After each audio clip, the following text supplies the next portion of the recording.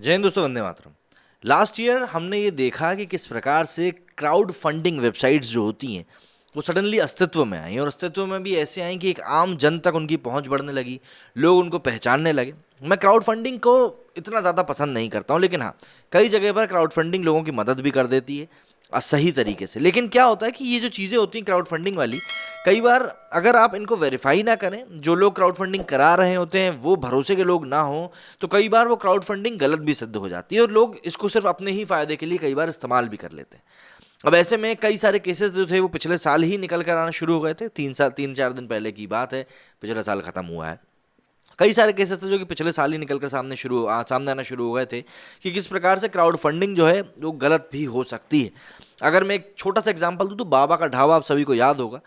बहुत सही तरीके से लोगों ने वहाँ पर मदद करी थी, लेकिन वहाँ मदद पहुँची नहीं पहुँची, इसको लेकर बहुत ज़्यादा कन्फ्यूजन क्रिएट हुआ था। इसीलिए जब तक कि आप किसी चीज़ के ऊपर पूरी तरीके से ट्रस्ट ना करें, तब तक यही कहा जाता है क्राउड फंडिंग ना करें। लेकिन अब ऐसे में लिबरल्स का एक क्राउड फंडिंग की जो बात है वो निकल कर सामने आई, क्योंकि कुछ प्लेटफॉर्म्स के ऊपर क्राउड फंडिंग कराई गई थी, लेकिन अब वो प्लेटफॉर्म ही गायब हो चुके हैं और जवाबदेह कोई है नहीं। टीएमसी नेता साकेत गोखले अपनी जीविका चलाने के लिए जिन क्राउड फंडिंग प्लेटफॉर्म्स का इस्तेमाल करते थे, उनमें से ही एक था डेमोक्रेसी.इन। और अब इस प्लेटफॉर्म का कोई अता पता नहीं है, क्योंकि गोखले पूर्णकालिक नौकरी छोड़कर 10 रुपए खर्च करके आरटीआई डालने का काम करते हैं, इसलिए उन्हें धन जुटाने के लिए क्राउड फंडिंग का सहारा लेना पड़ता था। नवंबर 2019 में गोखले ने क्राउड फंडिंग प्लेटफॉर्म का एक लिंक ट्वीट करके कहा था कि उन्होंने बीजेपी आरएसएस से लड़ने के लिए अपनी नौकरी छोड़ने का फैसला किया है। उन्होंने मोदी सरकार से नफरत करने वाले लोगों से इकट्ठा होने और उन्हें पैसे देने का आग्रह किया था, इस लड़ाई के खर्चों का वो वहन कर सकें और इसके लिए उनको नौकरी ना करनी पड़े। ऑब्वियस सी बात है, व्यक्तिगत जरूरतों के लिए भी क्राउड फंडिंग का सहारा लिया जाता है। क्राउड फंडिंग एक ऐसा तरीका है जिसमें किसी काम के लिए पैसे इकट्ठा करने के लिए लोगों के समूह से मदद मांगी जाती है। क्राउड फंडिंग में जो भी लोग अपने पैसे देते हैं, उन्हें मालूम होता है कि वो कहाँ और किस उद्देश्य के लिए फंड दे रहे हैं। हालांकि अब ना केवल क्राउड फंडिंग कैंपेन, बल्कि ये पूरी वेबसाइट ही गायब हो चुकी है, जैसे कि आप देख ही सकते हैं। कैंपेन शुरू करने के बमुश्किल 3 महीने बाद, यानी फरवरी 2020 तक, गोखले ने प्रधानमंत्री नरेंद्र मोदी से नफरत फैलाने वालों से 20 लाख रुपए से अधिक की राशि इकट्ठा कर ली थी। एक ट्वीट में, जिसका कि नाम इंटरनल डार्क मैटर है, उन्होंने लिखा था, Saket Gokhale, could you please acknowledge that you have already raise 22.8 lakhs through your Our Democracy fund raisers because the total amount does not appear on the page. For transparency, people should be able to have a sense of proportionality before they make a decision. इसी के ऊपर साकेत ने भी tweet किया था। इसने लिखा था कि hi Mitali, yes that's indeed the total amount. मतलब यहाँ पर ये मान रहे हैं कि भैया इतना पैसा रेज हुआ है, और कुछ एक ट्वीट्स और इन्होंने किए थे। गोखले ने स्वीकार किया था कि उन्होंने इस तरह 22 लाख रुपए से अधिक की राशि एकत्रित की थी। उन्होंने उस समय कहा था कि वो अपने व्यक्तिगत खर्चों को पूरा करने के लिए और लोगों को भी शामिल करेंगे। उस समय पता चला कि Our Democracy crowd funding platform जुटाई गई राशि का खुला आंकड़ा नहीं दिखाया जा रहा था। ऐसे में जिन लोगों ने योगदान दिया था, उन्हें यह नहीं पता चल पा रहा था कि गोखले आखिर कितना धन जुटा चुके हैं। दिलचस्प बात यहाँ पर यह है कि यह प्लेटफॉर्म अब रहस्यमय तरीके से गायब हो चुका है। इसका इस्तेमाल पूर्व सीपीआई नेता और अब कांग्रेस नेता कन्हैया कुमार, आम आदमी पार्टी के नेता अतीशा मारलेना और यहाँ तक कि डॉक्टर काफिल खान द्वारा भी किया गया था, जो 2017 में गोरखपुर ऑक्सीजन मामले का मुख्य आरोपित है। अब आ जाते हैं ऑप इंडिया के ऊपर आई एक रिपोर्ट पे। ऑप इंडिया ने क्राउड फंडिंग प्लेटफॉर्म की थोड़ी गहराई से पड़ताल करी, तो इस दौरान पता चला कि टाइम्स नाउ और वायन जैसे चैनलों के साथ काम कर चुके एनडीटीवी के पूर्व पत्रकार बिलाल जैदी ने आनंद मंगनाले के साथ मिलकर 2017 में स्वतंत्र पत्रकारों के लिए online crowd funding platform crowd newsing की शुरुआत करी थी। हालांकि 2019 के आम चुनाव से ठीक पहले उन्होंने इस प्लेटफॉर्म का विस्तार करने का फैसला किया और इसे आर डेमोक्रेसी में बदल दिया।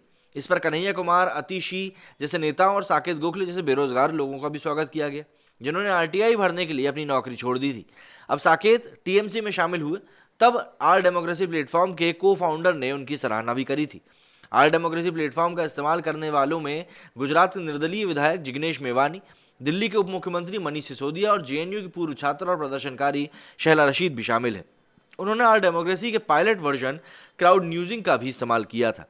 अब क्राउड न्यूजिंग के साथ साथ आर डेमोक्रेसी प्लेटफॉर्म भी बंद हो चुका है। लगभग 1 महीना हो चुका है, लेकिन आर डेमोक्रेसी के सोशल मीडिया हैंडल ने अभी तक इसकी कोई जानकारी सार्वजनिक सूचना में नहीं दी है। आर डेमोक्रेसी के वेरीफाइड ट्विटर अकाउंट पर आखिरी ट्वीट 24 जून 2021 को डॉक्टर काफिल खान के एक कैंपेन में दान करने के लिए किया गया था। वहीं क्राउड न्यूजिंग का आखिरी ट्वीट 10 जून 2019 को किया गया था, जिसमें धन के दुरुपयोग के पुराने विवाद को लेकर एक खुद को और शैला रशीद को क्लीन चिट दी गई थी। दिलचस्प बात यह है कि जिस प्लेटफॉर्म को बाद में गोखले ने इस्तेमाल किया, उसको लेकर शैला रशीद पर कठुआ सामूहिक कांड हुआ था और हत्या के नाम पर एकत्रित किए गए धन का दुरुपयोग करने का भी आरोप लगा था। मीडिया रिपोर्ट्स में दावा किया गया था कि पीड़ित परिवार की मदद के नाम पर लाखों रुपए जमा किए गए, लेकिन फंड उन तक नहीं पहुंचा। वहीं राशिद ने इन आरोपों से इनकार करने के बाद में कहा था कि पैसे देने में इसलिए देरी हुई क्योंकि परिवार के पास जॉइंट बैंक अकाउंट और पैन नंबर नहीं था। ध्यान दें कि क्राउड न्यूजिंग के साथ साथ आर डेमोक्रेसी के सह संस्थापक आनंद मंगनाले ने जनवरी 2020 में जेएनयू में हुई हिंसा के दौरान व्हाट्सएप ग्रुप में शामिल थे, जहां कैंपस हिंसा को लेकर अपना कुतर्क रख रहे थे। इसी को लेकर 5 जनवरी 2020 को बरखा ने भी एक ट्वीट किया था कि this message is from a WhatsApp group called unity against left.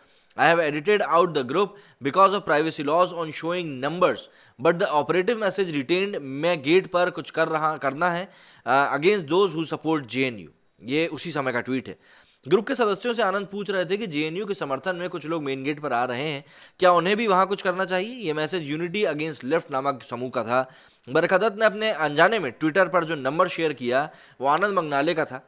उस नंबर को गूगल पर खोजने से पता चलता है कि ये वही नंबर है जिसे कांग्रेस ने क्राउड फंडिंग अभियान के लिए इस्तेमाल किया था। ये भी आप देख सकते हैं, ये जो गूगल का तस्वीर आपके सामने है। इस पेज को अब हटा लिया गया है। आनंद ने टीएमसी के चुनावी रणनीतिकार प्रशांत किशोर के साथ पहले काम किया था। प्रशांत किशोर पूर्व कांग्रेस अध्यक्ष राहुल गांधी के लिए भी रणनीतिकार के रूप में काम कर चुके हैं। हालांकि ऑप इंडिया भी इसकी पुष्टि नहीं कर सकता, लेकिन आनंद मंगनाले राहुल गांधी की छवि बदलने के लिए उस टीम का हिस्सा थे या नहीं थे। आनंद मंगनाले ने भी कई सारे ट्वीट्स किए थे कि जैसे कि stop harassing INC India on my number, this number was used as a test number when I was a vendor. तो इस तरह के उन्होंने कई सारे ट्वीट्स भी किए थे। लेकिन आनंद ने तब छात्रों को सुरक्षित रखने के लिए व्हाट्सएप ग्रुप में शामिल होने की बात स्वीकार भी करी थी।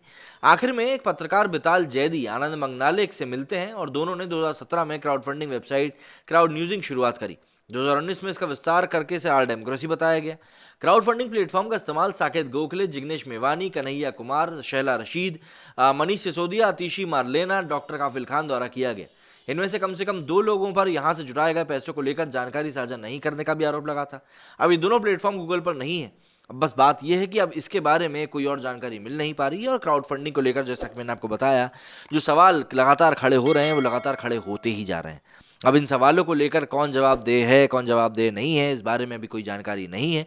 ऑप इंडिया से 3 प्रकार की जानकारी मिली, उसके लिए मैं उनका धन्यवाद करना चाहूँगा, क्योंकि देखिए ये कुछ इस प्रकार की चीज़ें होती हैं जिसको कि आपको समझना पड़ेगा कि किस तरीके से ये सारी चीज़ें एक नेटवर्क के रूप में काम करती हैं। क्योंकि अगर आप क्राउड फंडिंग को देखें तो क्राउड फंडिंग बेसिकली होता है कि लोगों का भरोसा जीतकर उनकी जेब से पैसे निकालना, और अगर भरोसा जीतने वाला इंसान गलत हो, वो गलत तरीके से उस पैसे का इस्तेमाल करे, तो फिर कई सारे सवाल और भी खड़े होने लगते हैं। मतलब एक के बाद एक कई सारे सवाल खड़े होने लगते हैं और उन सवालों का जवाब देते देते फिर कहाँ तक आप जस्टिफिकेशन देंगे, ये भी बात आ जाती है सामने। बहरहाल इन सभी चीज़ों के बीच में कई सारे सवाल आ गए हैं सामने क्राउड फंडिंग को लेकर भी, और सोशल मीडिया पर इसको लेकर काफ़ी बवाल भी मच रहा है। आप सभी का इस मामले पर क्या कहना है मुझे कमेंट करके ज़रूर बताइएगा। मेरे स्टूडियो में फिलहाल इतना ही। जय हिंद, जय भारत।